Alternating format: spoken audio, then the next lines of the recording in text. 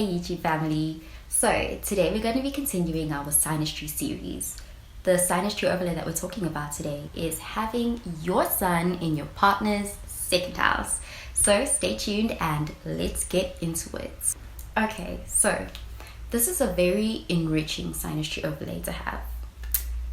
Let's begin by talking about the sun on its own and the second house on its own. So the sun represents our ego, conscious awareness, and of course just energy, vitality. Whereas on the other hand, the second house is known to be the house of material possessions, self-esteem, self-worth, money, things that we own. And so it's also, oh yes, I should mention, it's also ruled by Taurus, the practical earth sign. And it's also, Taurus, as we all know, is the sign that's ruled by Venus, the planet of beauty.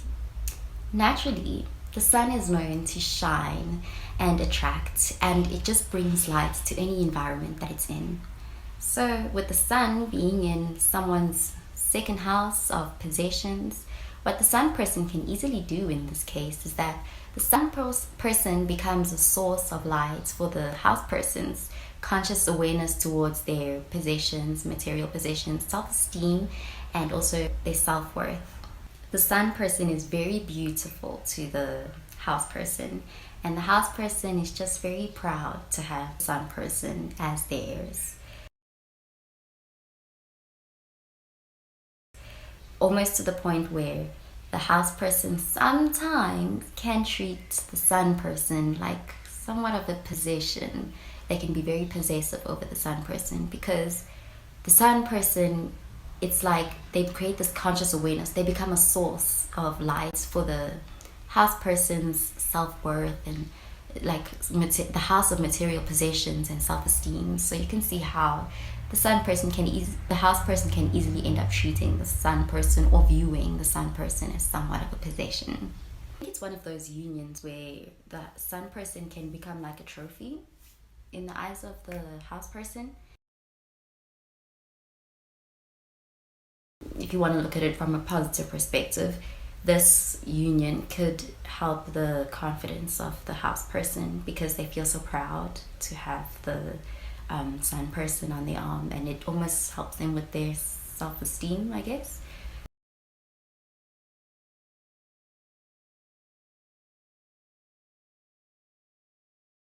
Even if it is in a kind of possessive-like way. But don't think that the sun person is not getting anything out of this. The sun person is also getting something out of being in this relationship. What's important to note about this SYNASTRY overlay is that it creates for a very practical type of relationship. So I would actually say that this is the kind of relationship that's borderline, it's like a transaction-like relationship actually. The house person really does admire the sun person and very proud to have them, as I've said. So what happens is that the house person usually tends to give a lot to the sun person.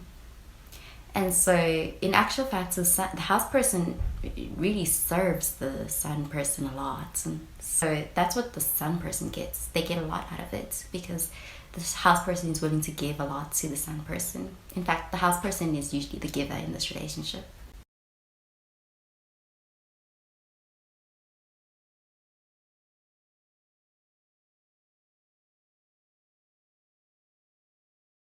Also on a plus side is that the house person does a pretty good job of making the sun person feel desirable and wanted and needed. Although actually I would say that the sun person also does a good job of making the house person feel needed.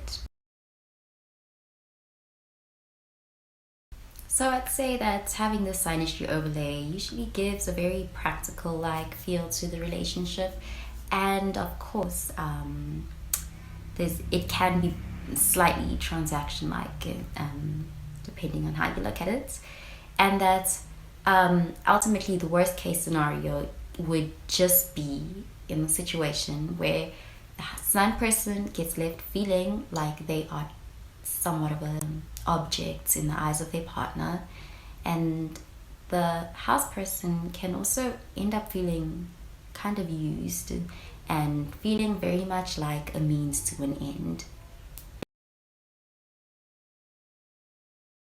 My advice to these partners is that they should both just avoid having a theme of possessiveness in their relationship.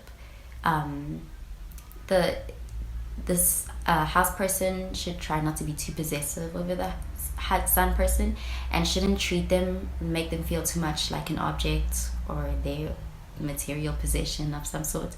Cherish them like a human being, don't cherish them like they are your object or prized possession.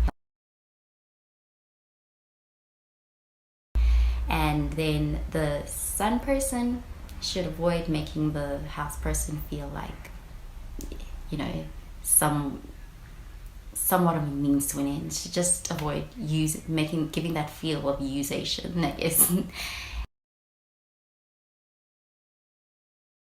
And that's the only drawback I can think of for this combination, actually. They don't become too possessive over one another, and I guess it can be good. And I tried to find some celebrity couples with this overlay. It took me a while, but I think I found Jennifer Lopez and Ben Affleck are a couple that seem to have this overlay. In their case, I would say Jennifer Lopez is the sun person, while Ben Affleck was the house person.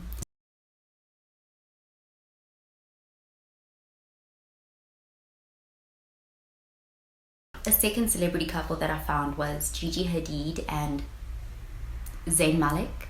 And in their case, I believe that Gigi Hadid was the sun person and Zayn was the house person.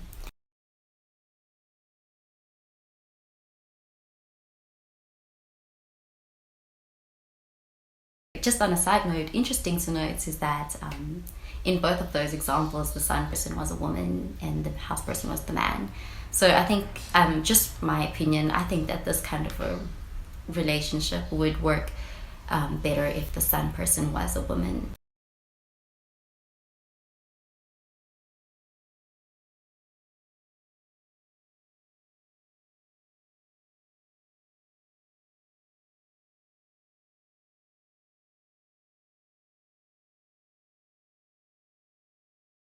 And that's just my opinion.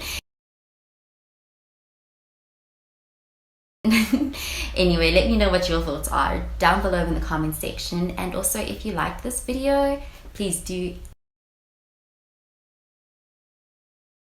like the video, hit the like button, and subscribe to the channel if you haven't done so already. And stay tuned for our next video that's going to be on the SYNASTRY overlay of having your sun in your partner's third house. Anyway, I'll see you next time. Have a good one.